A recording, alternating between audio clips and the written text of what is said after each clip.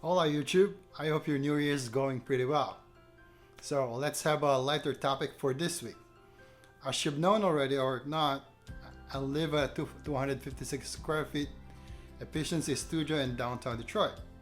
Compared to a 4,700 square feet basketball court, that's about 18 times of my tiny shoebox in downtown Detroit. Now back to the topic. How many shoes do you think can fit in this teeny tiny shoebox? Let's find out. Alright, since this topic is all about saving money, so let's get this out of the way first. First of all, you might be asking, why is he talking about shoes? And he's buying shoes, so that's maybe spending too much money, right? No, first of all, there are stuff in life that I don't buy anymore. And there are other stuff in life that I save for and still buy, and I get joy out of buying that stuff and using them for experiences. So one of those stuff that I still buy for experiences is shoes, specifically running shoes. So yeah, I still love running, so I gotta buy shoes every year or whenever they over 500 miles. So now let's go back to the topic. Here are the shoes in the shoebox. Okay? Alright, since it's winter in North America, let's start with the shoes I use during winter time. So the first one is a shoe I got back in 2018. It's a Nike ACG I-top shoes that got some pretty good traction that you can use during the winter time. It helps you not sleep over winter or ice and keeps your feet pretty warm. So that's the first one. It's a Nike ACG hiking shoes. It's kind of a mix of hiking shoes and a sneaker. There you go, Nike ACG hiking shoes. And the next one will be Air Jordan slip-on design women's shoe. Right? I say women's shoe because I don't think they released this as a men's shoes, right? So if you don't know yet, if there's specific style on a women's shoe that you like, you can add 1.5 to your shoe size to get a women's size. For example, if you're a 9 in men's, then you can get a 10.5 in women's. So pretty neat. So there you go. The good, well, before that, so the good about this design is it's a slip-on shoe and it's got a clip-on button that you just pop in to keep it secure. Look at that. So that's the second shoe on my winter shoes. It's Nike's retro slip-on shoe. Alright, now on to the running shoes. So if you don't know yet, when you're running you gotta have to rotate your shoes, right? Because you're only supposed to log in about 500 miles on a running shoe. So if you log more than 500 miles, the effectiveness of the rubber springing back and giving a cushion while you run goes away after 500 miles.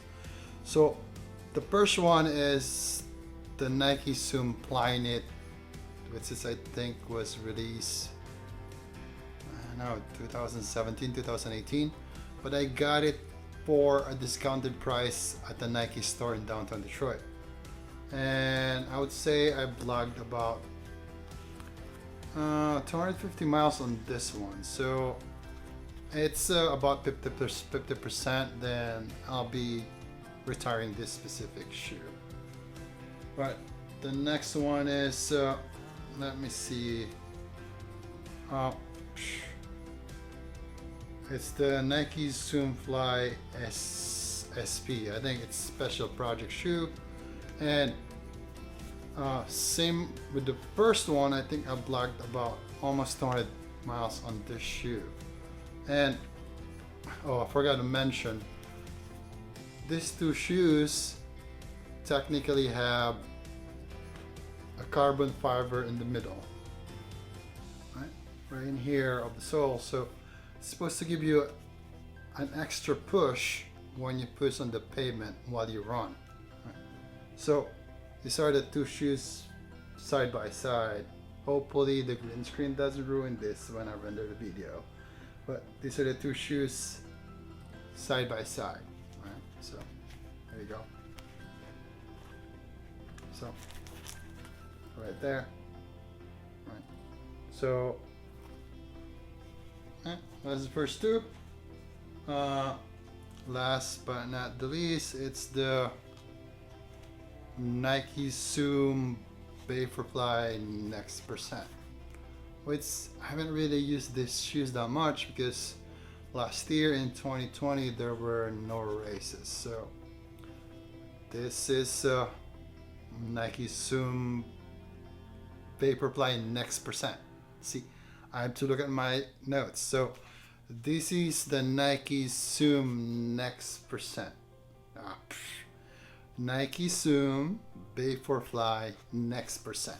So there you go. So this is an edition that was released I think during the Ekiden race in Japan. This says Ekiden colorway.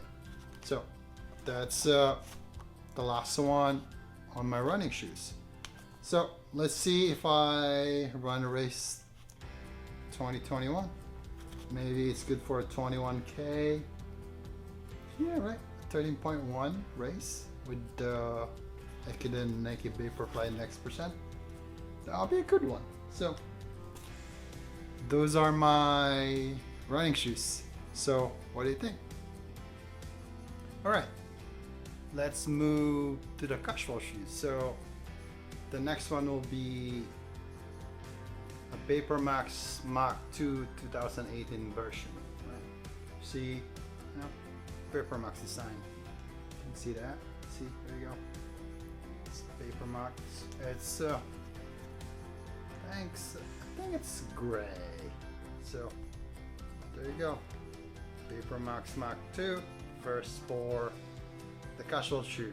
Okay, the next one will be. Alright, the next one is I think this is a Nike RN 2018. It's from the Nike Pre design, right?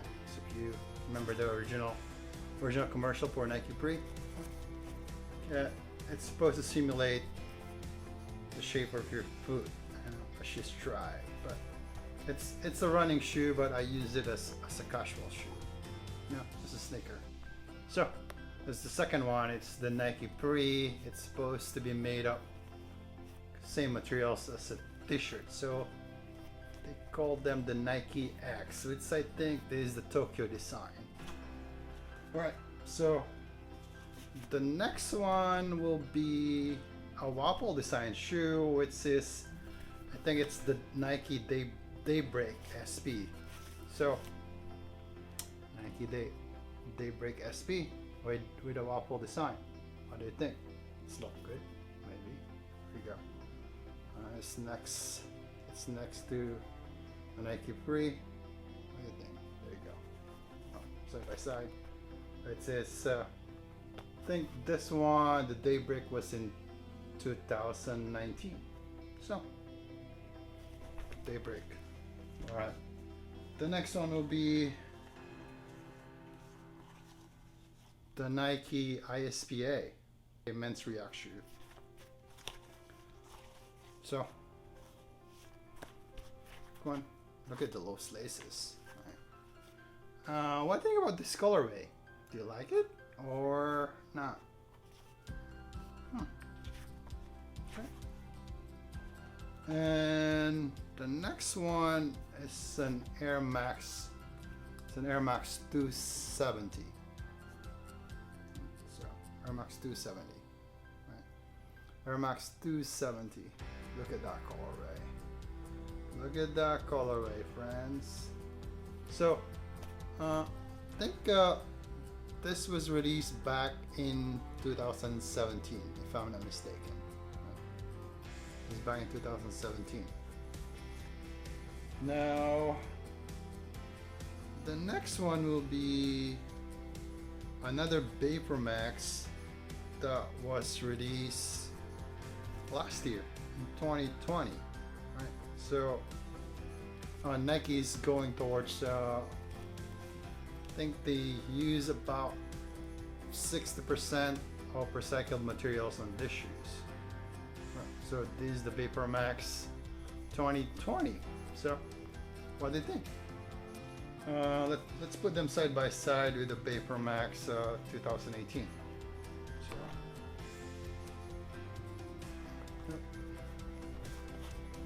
is that better?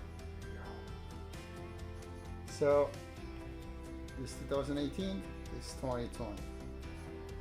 So bottom of the shoes. There you go. The characteristics of the VaporMax. Pretty cool, huh? And I think that's it for my casual shoes. All right, there are 11 shoes in this tiny shoebox.